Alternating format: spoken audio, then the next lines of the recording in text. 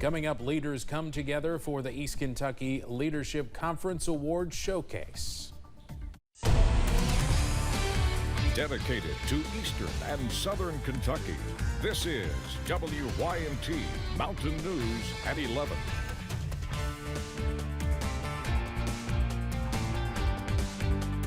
Good evening, I'm Steve Hensley. The East Kentucky Leadership Award Showcase took place at Pikeville's Appalachian Wireless Arena. The night is about recognizing Eastern Kentuckians and organizations helping our region reach its full potential. WYMT Zach Hawk was there and spoke with some of those who are making a difference. Senior advisor to Governor Andy Beshear, Rocky Adkins, delivered a keynote address recognizing the success of local leaders and private individuals here in Eastern Kentucky. All eyes on Eastern Kentucky as far as I'm concerned, and I think this Eastern Kentucky Leadership Conference really helps focus on that and helps lift that up and helps continue to build that momentum that we need so bad. The awards recognize people who, one way or another, are contributing to the region and its growth, some through culture and the arts. It feels super. It feels awesome. It's a blessing for me to win this. Others are pioneers in media and technology. It's really just overwhelming sometimes to think about it. I've just worked hard just to try to bring technology to my friends and neighbors here in Eastern Kentucky, so this was just a surprise. Even the work of a World War II veteran and a bishop. I was on my way out of town, all packed up to go out of town over there, and my daughter and son had come to get me. And when they called and said that they had an award for me, we canceled that. We'll go tomorrow, if the Lord's will. I thank the Lord for it. While these awards recognize work that is already having an impact, leaders at the banquet say they hope the night can serve as inspiration so future generations can continue moving these mountains forward. In Pikeville, Zach Hawk, WYMT Mountain News. The East Kentucky Leadership Awards are just one part of a larger gathering happening in Pikeville. Thursday afternoon was the start of the Leadership Conference, where key players from the mountains meet and share ideas on moving the region forward. That conference continues tomorrow and will, of course, have coverage tomorrow night on Mountain News.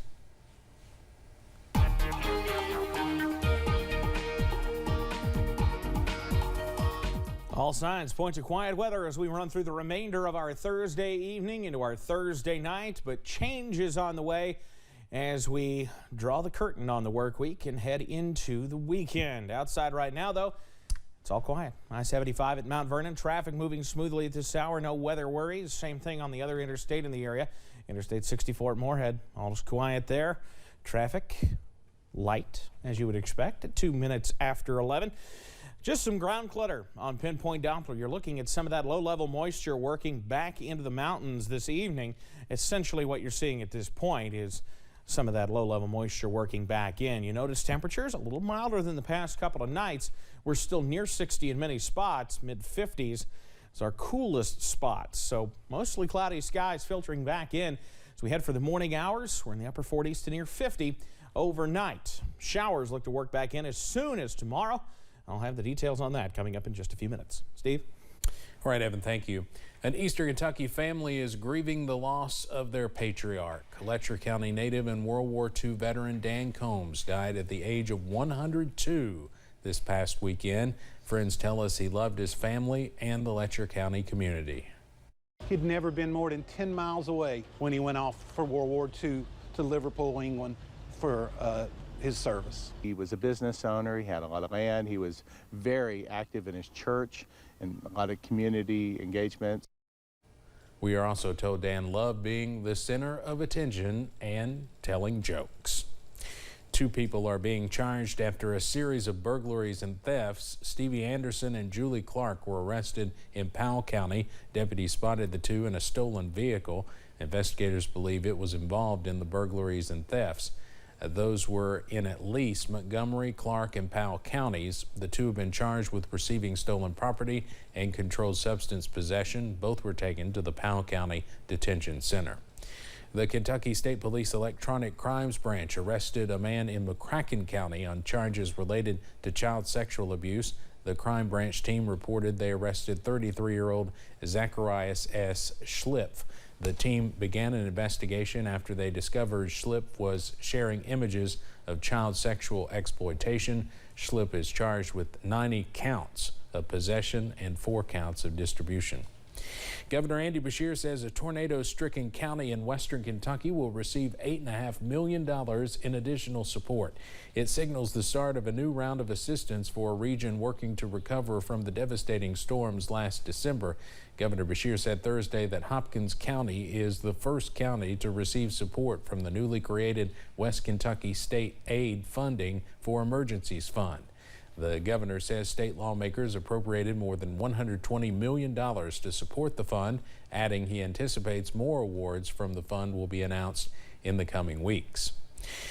Governor Beshear did not mince his words and called it simply unacceptable. This was after it was reported one probation officer had never mentioned to the judge a suspect under probation had gotten a brand new felony before he was accused of murder and shooting a police officer. The division's director called for a review of all cases. When that happened, they realized there were a number of other instances where the new violation was never made known to the prosecutor or judge. The criminal simply got a pass. It's unknown how many cases are involved, but the problem is statewide. That's why we're doing a full audit, which will have full transparency to ensure that we know about each and every one of these incidences and we fix it. The state's Fraternal Order of Police say they are thankful this finally is getting exposed. They said the leadership is the reason why these problems continue. They said caseloads are audited every year, and this audit coming after accusations of wrongdoing just smells of desperation. Governor Beshear said he understands why people are upset, and he is too. He promised 2 things: transparency and accountability. A recent challenge to strike down Marsys Law in Kentucky is being tossed out of court. Voters approved the constitutional amendment in 2019 and 2020. It establishes a Bill of Rights for crime victims. Criminal defense lawyers challenged the measure, arguing that lawmakers failed to follow the right steps to get it on the ballot. This morning, the state Supreme Court dismissed that challenge, saying the group's claims, quote, lacked a constitutional standing. As you may know, Twitter has agreed to sell the social media company to billionaire Elon Musk. This afternoon, a social media expert at UK discussed the future of the social media platform after the deal. Numerous users are concerned that Twitter will adopt many new policy changes after Musk takes control. UK Associate Professor Keiki Urch shared her thoughts on the future of the company.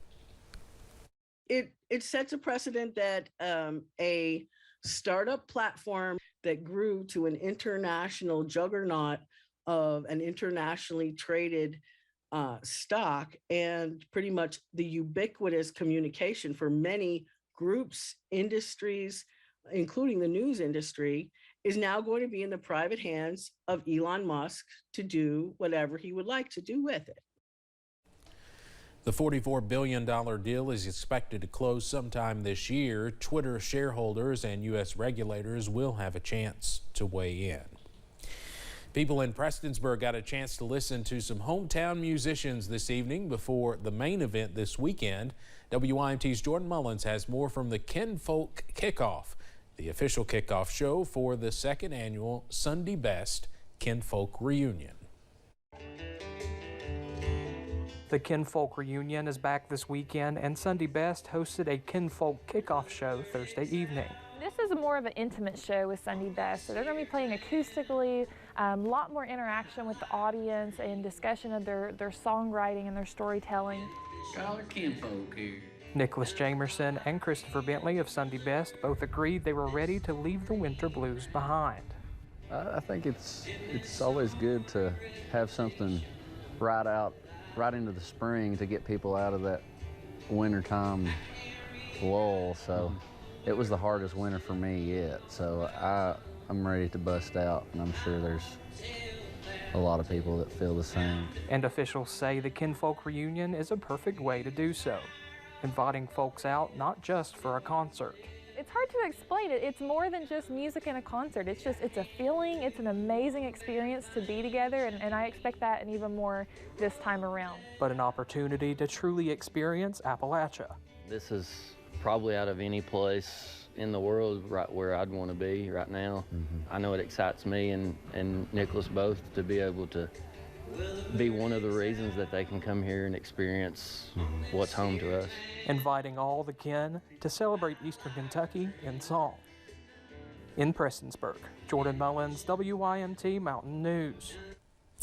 Now, Sunday Best will be taking the stage at Archer Park both Friday and Saturday nights at around 8 p.m. with several musicians kicking off each night starting at 5. There will also be a Kid Folk reunion on Saturday from 10 a.m. till noon for children who may have sensory overload issues, and from noon until 2 p.m. it is open to the public for anyone 17 or younger. Tickets go on sale tomorrow for a second Garth Brooks concert happening at Paul Brown Stadium in Cincinnati. That show is scheduled for May 13th. There is a second show on the 14th that had already been scheduled. You can buy tickets starting tomorrow morning at 10 a.m. James Corden is ending his late-night CBS show next year. Corden announced his decision during the taping of The Late Late Show tonight. He began hosting in 2015. Corden's show might be best known for those carpool karaoke segments like you see there. The London, England-born actor and writer will leave the show in the spring of 2023. Coming up on Mountain News at 11, we're looking into how weather officials are making a new push to warn Amish communities about severe weather as we near a tragic anniversary. And scattered showers could return to the mountains as soon as later on tonight. I'll be timing out the return of rain chances coming up next. I'm Hal Rogers, and I approve this message. Hal Rogers never stops working for us. But Joe Biden, he hates our way of life.